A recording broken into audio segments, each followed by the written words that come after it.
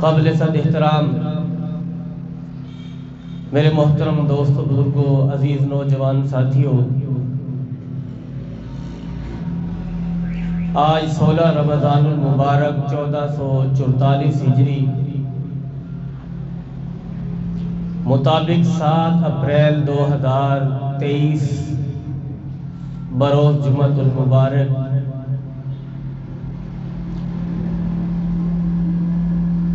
رمضان المبارک کا آدھا حصہ مکمل ہو چکا، دوسرا حصہ شروع ہو چکا ہے، اور پھر رمضان المبارک کا رحمت والا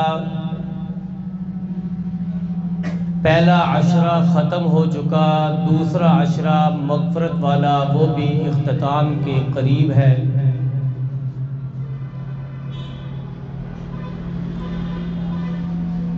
حقیقت یہ ہے کہ یہ اللہ نے ہمیں ماہ مبارک دیا تھا، لیکن ہم نے اس ماہ کی قدر نہیں کی۔ وقت تو گزر رہا ہے، گزر جائے گا۔ کل شور تھا کہ رمضان آ رہا ہے، آ رہا ہے، آ رہا ہے،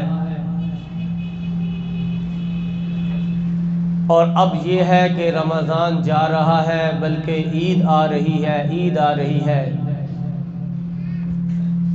لوگوں نے اپنے کاموں کو، بعضوں نے ایسے کام ہیں جن کو پینڈنگ کرنا شروع کر دیا کہ اب یہ کام عید کے بعد ہوں گے، بعضوں کے کام ایسے ہیں ان میں تیزی آ گئی کہ عید کا سیزن ہے۔ رمضان المبارک کو اگر شروع میں ہم نے کچھ یاد رکھا تھا تو اب ہم رمضان المبارک کو بھولتے جا رہے ہیں۔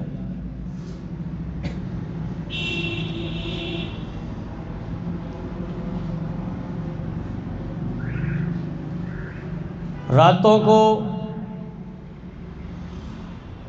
بجائے اس کے کہ ہم اللہ کو راضی کرنے کا اہتمام کریں،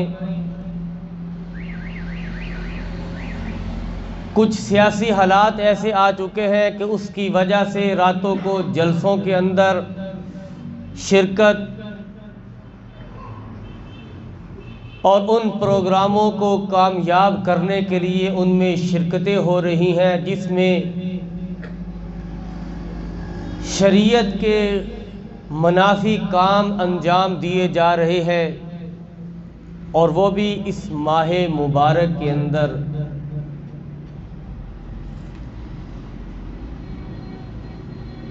رمضان المبارک میں جہاں اللہ تعالیٰ ثواب کو بڑھا دیتے ہیں، وہاں بعض علماء کے نزدیک گناہ کو بھی بڑھا دیتے ہیں۔ یعنی جہاں ایک نیکی پر اللہ تعالیٰ 10 سے 70 نیکیاں عطا فرما رہے ہیں، تو گناہ میں بھی اسی طرح 70 گناہ مل رہے ہیں۔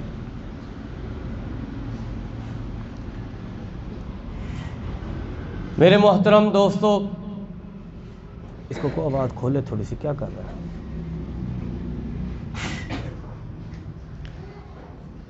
کتنے لوگ، کتنے بھائی ہمارے پچھلے سال ہمارے ساتھ یہاں پر موجود تھے، آج وہ ہمیں چھوڑ کر اس زمین کے اندر چلے گئے، اور ہمیں شیطان بار بار دھوکہ دے رہا ہے، دھوکہ دے رہا ہے۔ بھئی ابھی ہم چھوٹے ہیں، ابھی تو پتہ نہیں کتنے رمضان آئیں گے، پھر اللہ کی عبادت کر لیں گے، اللہ کو راضی کر لیں گے۔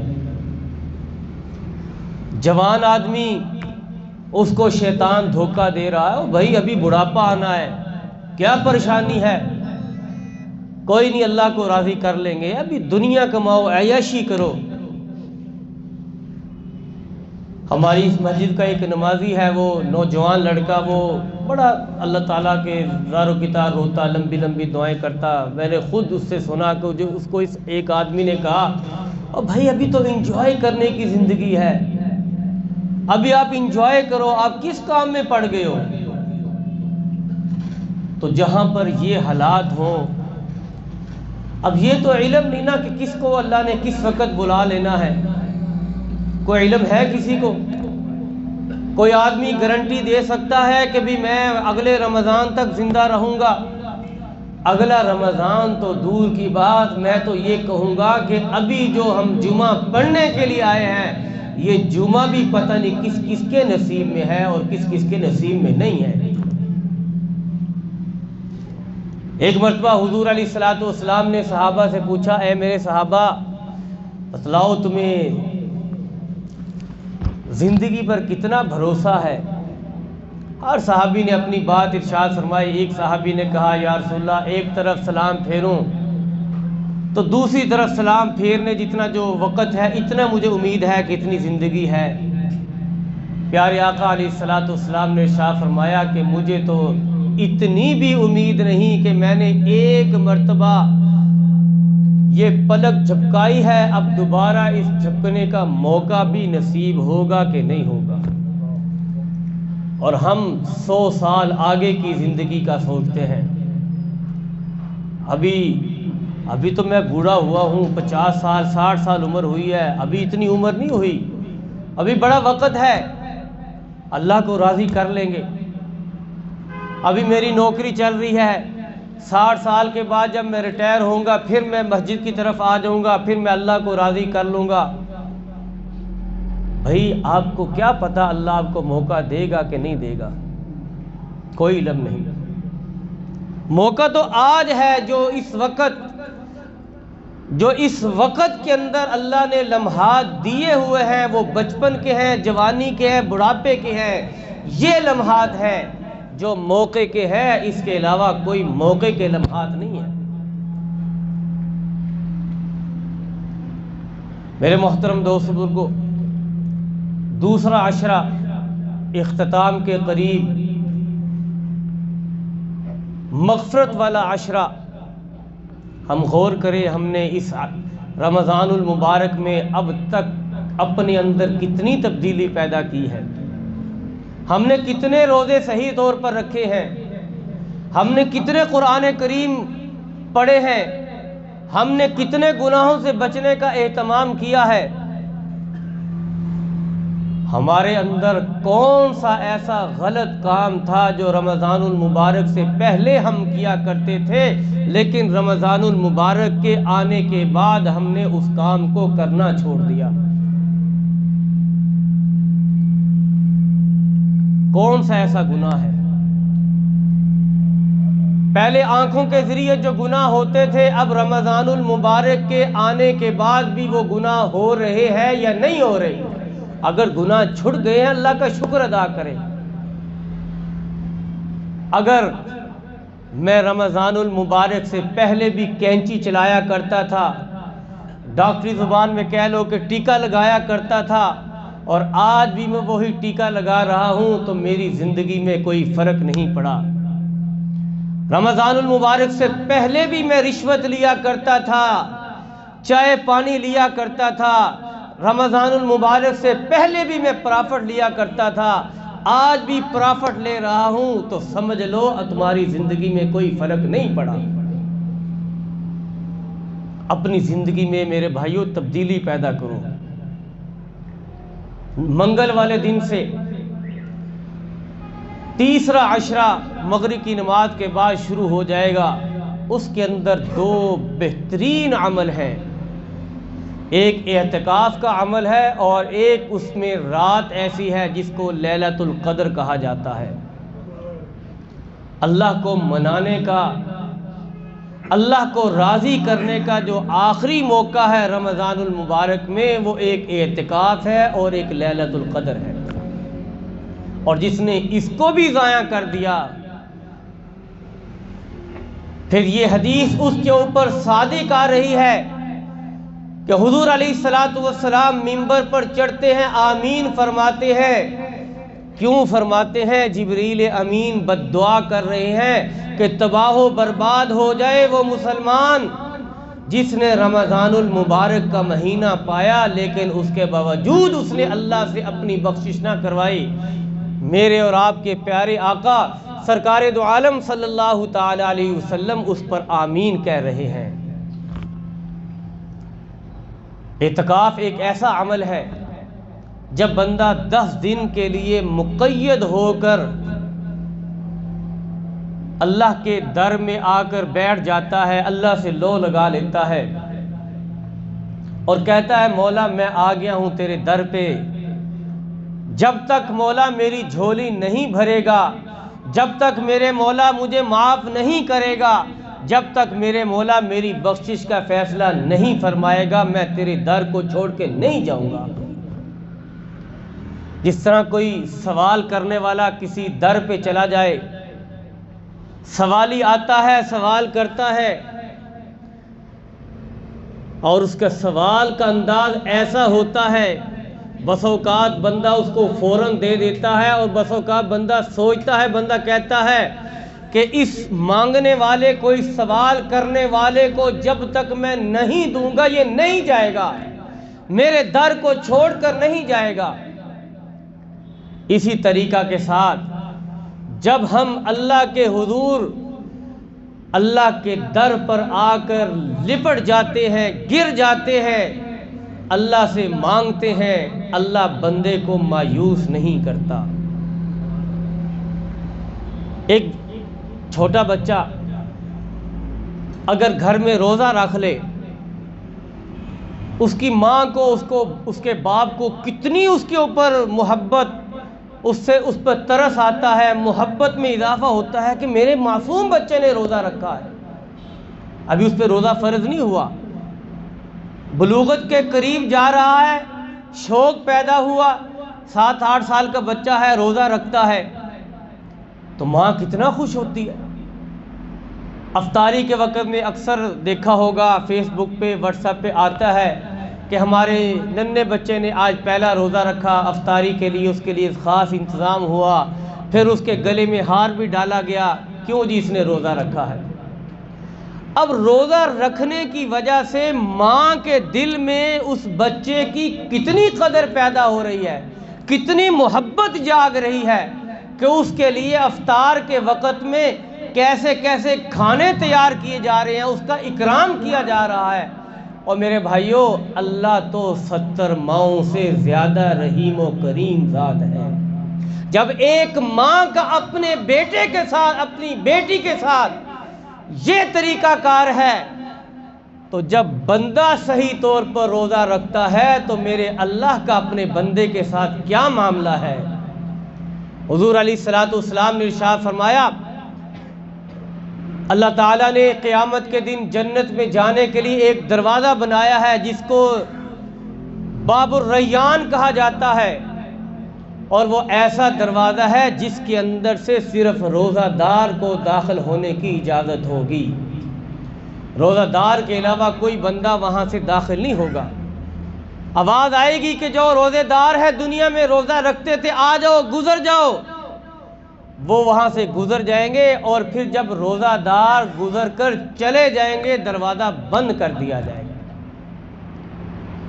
اور میرے بھائی، ایسے بھی دنیا میں لوگ موجود ہیں جنہوں نے ساری زندگی کبھی روزہ رکھا ہی نہیں، جنہوں نے ساری زندگی کبھی نماز پڑھی نہیں۔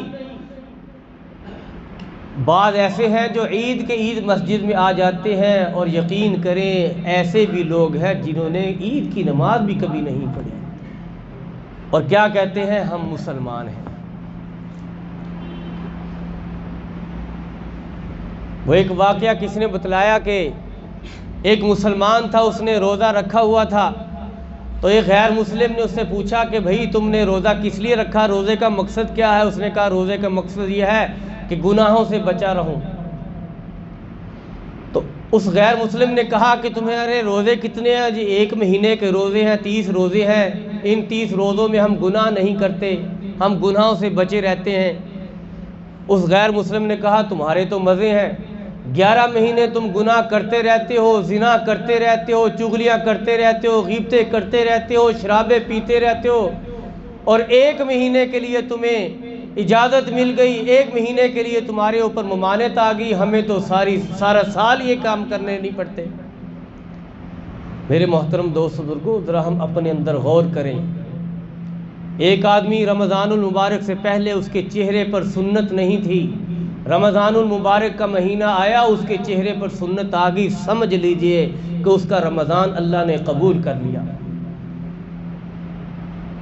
رمضان المبارک سے پہلے اس کی نماز کے اندر سستی تھی، نہیں پڑھتا تھا یا کم پڑھتا تھا۔ رمضان آیا، رمضان المبارک میں نمازوں کی توفیق مل گئی، صرف نمازوں کی نہیں بلکہ جماعت کی، اور وہ بھی تکبیر اولیٰ کی مل گئی۔ تو سمجھ لے کہ اللہ تعالیٰ نے میرے اوپر فضل فرما دیا ہے۔ اور جب رمضان المبارک میں یہ چیز مل جاتی ہے، بندہ اخلاص کے ساتھ کام کرتا ہے، اللہ تعالیٰ بندے کو ضرور نوازتے ہیں، بندے کو مایوس نہیں کرتے۔ ہمارے پاس موبائل ہوتا ہے، ہم کہیں مجلس میں بیٹھے، مجلس سے اٹھتے وقت ہم سب سے پہلے اپنے موبائل کو چیک کرتے ہیں کہ موبائل میں نے اٹھا لیا کہ نہیں اٹھایا، موبائل میری جیب میں ہے کہ نہیں ہے۔ کتنی ہمیں فکر ہوتی ہے۔ کبھی ہم نے اس چیز کی فکر کی ہے کہ بھائی آج ہم نے نماز نہیں پڑھی؟ شیطان بہت بڑا عالم، ابلیس بہت بڑا عالم تھا، اس کو اللہ نے جو شیطان مردود بنایا، کس وجہ سے بنایا تھا؟ ایک سجدے کے انکار پہ۔ اور آج ہم کتنے سجدوں کو چھوڑ رہے ہیں؟ فرق صرف اتنا ہے کہ اس نے سجدے کا انکار بھی کیا اور ساتھ تکبر بھی کیا۔ اس تکبر کی وجہ سے اللہ تعالیٰ نے اس کو مردود بنا دیا۔ اور میں اکثر یہ بات کہا کرتا ہوں کہ جتنی پچھلی امتوں کے اندر بیماریاں موجود تھی، وہ آج ساری کی ساری بیماریاں ہمارے اندر موجود ہیں۔ اللہ فرماتے ہیں وَلَا تَمْشِ فِي الْأَرْضِ مَرَحًا، زمین پر اکڑ کر نہ چلو۔ آج میری جیب میں اگر 2-4 روپے آ جائیں، مجھے کسی جگہ کی حکومت مل جائے تو میرا پاؤں زمین پر نہیں لگتا، میں سمجھتا ہوں کہ میں سب کچھ بن گیا۔ فرعونیت اسی کو کہا جاتا ہے۔ پچھلی امتیں ماپ تول میں کمی کرتی تھی، آج مسلمان بھی وہی کام کر رہا ہے۔ پچھلی امتیں مردوں کے ساتھ بدفعلی کیا کرتی تھی، آج مسلمان اسی کام کے اندر مشغول ہے۔ پچھلی امتیں شراب نوشی کیا کرتی تھی، آج مسلمان اس کام کے اندر مصروف ہے، شراب پی رہا ہے۔ پچھلی امتیں بیٹیوں کے ساتھ زیادتیاں کیا کرتی تھی، زندہ درگود کر دیا کرتی تھی، آج یہ بیماری بھی کہیں نہ کہیں ہمارے مسلمانوں کے اندر موجود ہے۔ پچھلی امت کے لوگ اولادوں کا حق مار لیا کرتے تھے، آج ہم نے روزے رکھے ہوئے ہیں لیکن اپنی بہنوں کا حق مارا ہوا ہے۔ یاد رکھو، اگر کسی نے اپنی بہن کا ایک بالش زمین کا حصہ بھی مارا ہے تو وہ بھی اس کو دینا پڑے گا، نہیں دے گا جنت میں نہیں جا سکتا۔ آج کتنے لوگ ہیں بڑے بڑے پڑھے لکھے لوگ، ان سے کہا جائے کہ بھائی آپ نے اپنی بہن کا بیٹی کا حصہ دیا ہے؟ میرے پاس ایک آدمی آیا، مجھے کہنے لگا جی ہم 5 بھائی ہیں، 5 مرلے کا ہمارا مکان ہے، تو بہنیں ہم سے حصہ مانگ رہی ہیں، اب ہم اپنا گزارا کریں یا بہنوں کو دیں؟ میں نے کہا بھائی یہ مکان بنایا کس نے تھا؟ جی میرے والد نے مکان بنایا تھا، والد کی طرف سے ملا۔ میں نے اس کو کہا کہ بھائی جب والد دنیا سے چلا گیا، والد کے جانے کے بعد یہ وراثت آ گئی ہے، وراثت کے اندر 2 حصے تمہارے ہیں، بھائیوں کے 1 حصہ بہن کا ہے، اگر نہیں دو گے گنہگار ہوگے۔ کہنے لگا 5 مرلے کا مکان ہے، ہم 5 بھائی ہیں، ہم اپنا گزارا بڑی مشکل سے کر رہے ہیں، بہنوں کو کیسے حصہ دیں؟ میں نے کہا یہ گزارا کرنا نہ کرنا یہ تیرے اپنا کام ہے، اس سے اللہ کی ذات کو کوئی معاملہ نہیں۔ اللہ نے شریعت میں حکم دے دیا، شریعت کہتی ہے کہ تم نے بہنوں کو بھی حصہ دینا ہے۔ آج ہم 100 حج کر لیتے ہیں جا کر، ہر سال حج کے لیے تو جا رہے ہیں لیکن بہنوں کا حصہ دبا کر بیٹھے ہیں، بہنوں کا حصہ دینے کے لیے تیار نہیں۔ کون سے ہمارے حج قبول ہوں گے؟ حج کرنا حقوق اللہ ہے اور بہن کو حصہ دینا حقوق العباد ہے۔ اگر حقوق العباد ادا نہیں کیا، اس پر پکڑ ہوگی تو اس لیے میرے محترم دوست بزرگوں، یہ رمضان المبارک کا مہینہ نصف مکمل ہو کر دوسرا حصہ شروع ہو چکا ہے۔ اس میں عہد کریں کہ ہم انشاءاللہ ہر چھوٹے سے چھوٹے اور بڑے سے بڑے گناہ سے بچنے کا اہتمام کریں گے۔ اللہ سے دعا ہے اللہ ہمیں عمل کرنے کی توفیق عطا فرمائے۔ وآخر دعوانا الحمدللہ رب العالمین۔